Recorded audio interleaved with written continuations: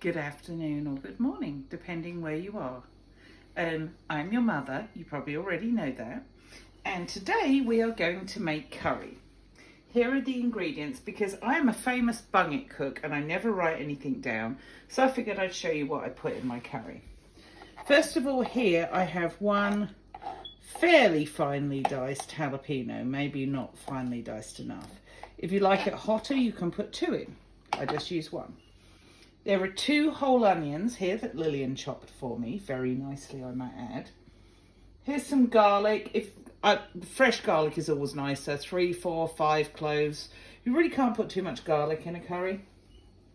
These are some of the spices we're going to use in the curry. There's a cinnamon stick. I've got 7 cardamom pods. You should always count them because you're meant to take them out. But if you did bite into one, it's just like a big chunk of aniseed. Here are cumin seeds. Here's some other, can't remember what they are. Here's ground ginger. Fresh ginger is much better, and normally I'd use about 2 inches of fresh ginger finely chopped, but I didn't have any, so this is what I have. These are curry leaves. You don't have to use those, but I had them. This is ground cumin, and this is garam masala. Garam masala just means ground spices, and every Indian restaurant makes their own version of garam masala, but you can buy it in the grocery store. None of these spices are hot. Everybody always thinks Indian equals hot. Indian equals layers of flavors, and these spices are one of the layers. Then we have other things that we're going to use. I've got chicken here, and I actually used a mild Madras curry powder and some cumin, and I'll let that marinate overnight. But it's literally chicken breast, no fat, chopped up.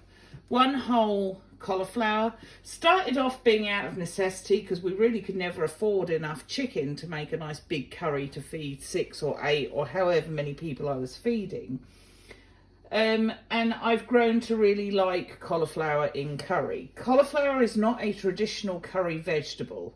So if you get like a curry aficionado, they might be like, cauliflower?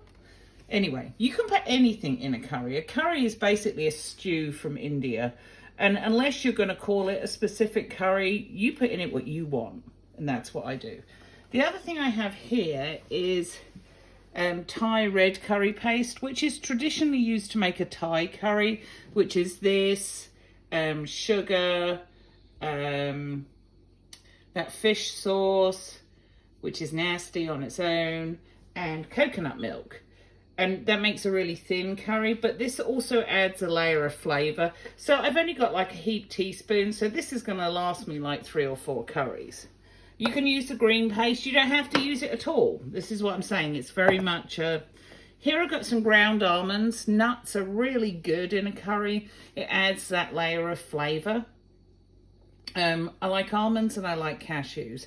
If I had whole cashews, I might chop them and put them in, or even grind them. But I had some ground almonds, so I'm using some of those. For crunch, I've got water chestnuts and bamboo shoots. They keep their size and shape well. And of course, crunch is one of the things you want to add into that layers of flavour. At the end, this is not a whole one. It's probably about, I don't know, 2/3. I'm going to put all of this heavy whipping cream in. Remember, fat adds to the mouthfeel of the curry. And this is going to go in, and I know you're laughing and saying, Mum, you're showing us how to make curry with a jar of sauce. But if I have it, I'll put this in nearly always. But again, you don't have to, because I think there would be enough here without that. Smell that, Lillian? This is chopped.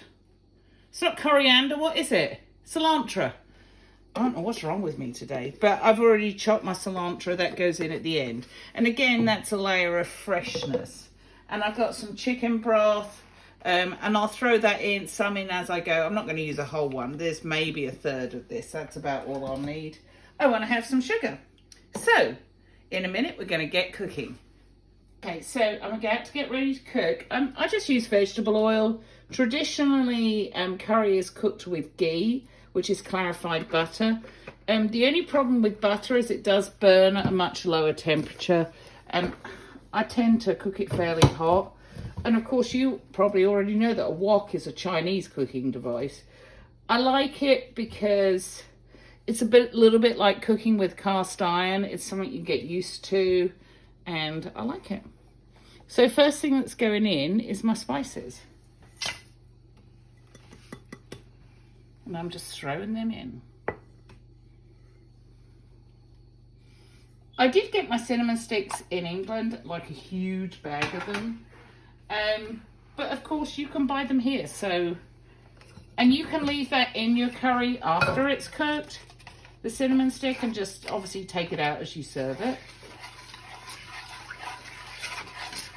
So we're just flavouring the oil that we're going to cook with. And of course, as you start to simmer, you can see it simmering, these spices, you cook the spices.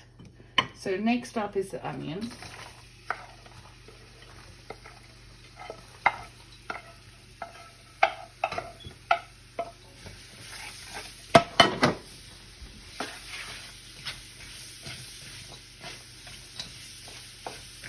In case you look back and forget, we were doing this during the coronavirus outbreak. Hopefully we all survive it and we have to be reminded about it. Onions are a vegetable that when they're cooked release sugars. You don't want them to go brown because you don't want a burnt flavour, but you want the sweetness of that to come out. Here's my garlic. Garlic will burn if you're not careful. And here is my, what is it, Lillian? Jalapeno.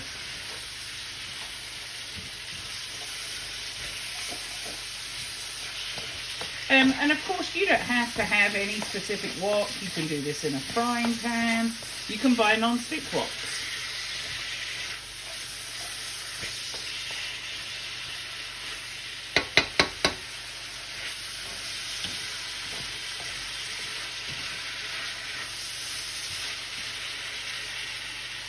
Smells good already. Is that going to bother you, that noise? I'm going to turn that noise off. Of course, the best thing to cook on is gas, and as you can see, this is not gas, this is electric, but it's okay. It's all good. You see the onions are starting. Onions, you really want to get to the point of being what they call translucent. So that's when they're going to start releasing their natural sugars. And you can see this is actually cooking down quite a lot.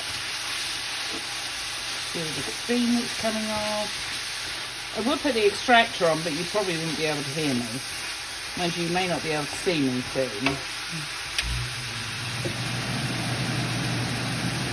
Okay, I'm now adding my chicken. I've done chicken both ways. I've done it like this, raw and marinated. And I've also done it where I cook it in the Instapot and just cut it up. The only problem with doing that is the chicken ends up kind of shredded, and then it makes the whole thing almost like a chicken curry salad. The chicken doesn't stay in cubes, and I kind of like it in cubes in a curry.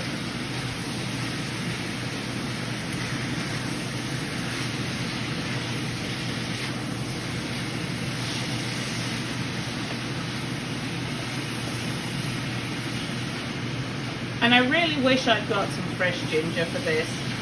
Fresh ginger is so good. The curry does not have to be hot and spicy. It can be. It can be very mild. Nanny likes curry and she does not like spicy things.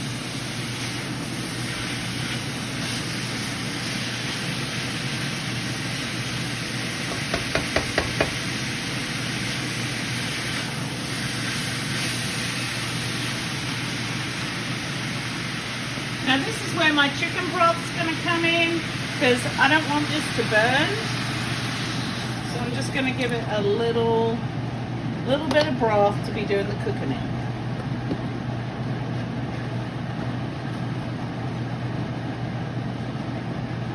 In goes the cauliflower. I cut these into florets and then halved them. It's kind of a fine line between cauliflower that still has shape and texture, because you don't want it to turn to mush. Well, you can, it'll still be in there, you just won't be able to see it. I mean, it's all still going to be edible. I like to have the cauliflower visible. And you can see how much more volume the cauliflower gives you. If you wanted to make a curry without meat, you could use cooked potatoes, peas and cauliflower. That would be very kind of English Indian. When you cook the potatoes, cook them with their skins on, cook them until they're cooked through, but then take their skins off, just boiled, and cut them up, and then that way they'll hold their shape in the curry. So they'll be cooked before they go in, but they'll have that kind of nice waxy texture. But you absolutely do not have to use meat in Indian cookery. In fact, lots of Indians are vegetarian. Did you know that, Lillian? No, you did. Oh, look, I forgot to put this in. It's no biggie, I'll just put it in now. This is the Thai red curry paste.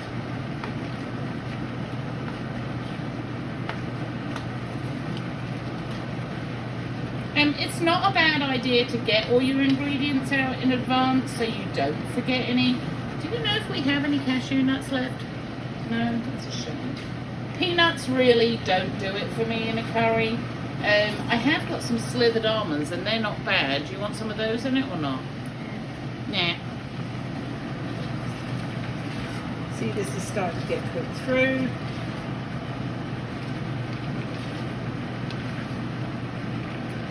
Oh, and it is starting to smell like curry. Yum, yum, yum. See how easy this is? Curry is an easy meal.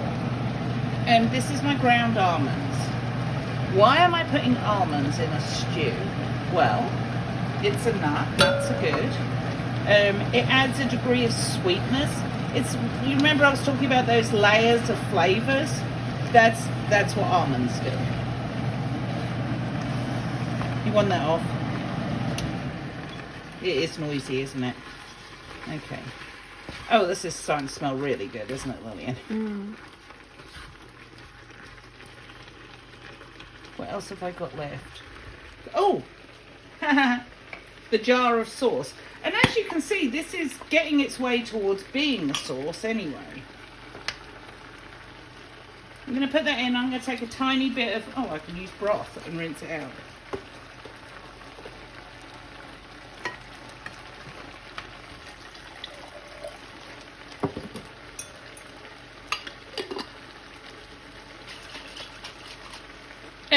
I like the ready-made curry sauces. They have them in Walmart, they have them in Aldi's, they have them in Kroger's. This, I believe, is an Aldi's tikka masala. It's only like $2. Tikka masala and Rogan Josh, which is like Rogan Josh. Marissa's probably laughing at me at this point. I just put curry all over the floor. This is why I wear an apron. And of course, chicken korma. If you don't want anything spicy, that's the traditional mild, creamy, sweet one. Now, I just said the word sweet. The only way you get sweet is by adding a little sugar. That's, I think I measured like 3 tablespoons. You could put alternate sweetener in, like if you want to use honey, you could do that. You could use like a natural brown sugar, but it needs a little sweetness in it. The sweetness kind of balances the spice. It just adds something to it, in my humble opinion. It's a bit like some people, when they make a chili, will put chocolate in it to balance the spice of the chili. Did you know that, Lillian? No. Okay, so in going are the bamboo shoots. Get out of there, bamboo shoots. Come on, get in the curry. And water chestnuts. And you don't have to have these. You don't have to use cauliflower.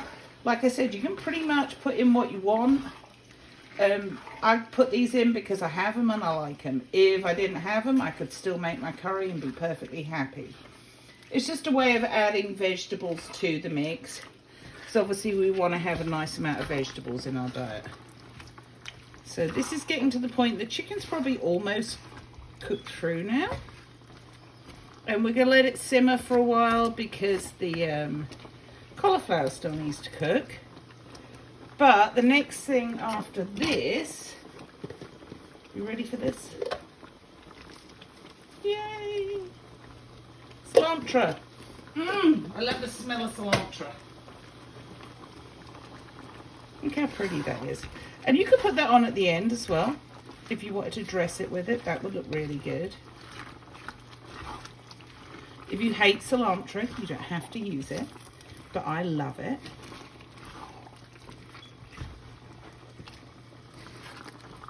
And like I said, some cashews at this point will be a real bonus. But we don't have them, so they're not going in. And then the final thing that we have, and you don't want to cook it really hot after you add cream. And this is a pint of cream, but it wasn't full. So it's probably about 2/3 of a pint has just gone in. It's not healthy, but it tastes really good. And look at how the colour of this is changing nicely now.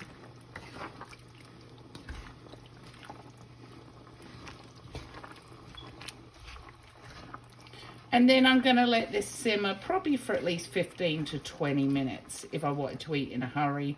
I'm probably actually going to let this simmer for longer. I'm not excited about the look of that piece of chicken. Don't look at it. Okay, so there is my curry ready to simmer. It might be okay. It might just be because I cooked it first, but it's good.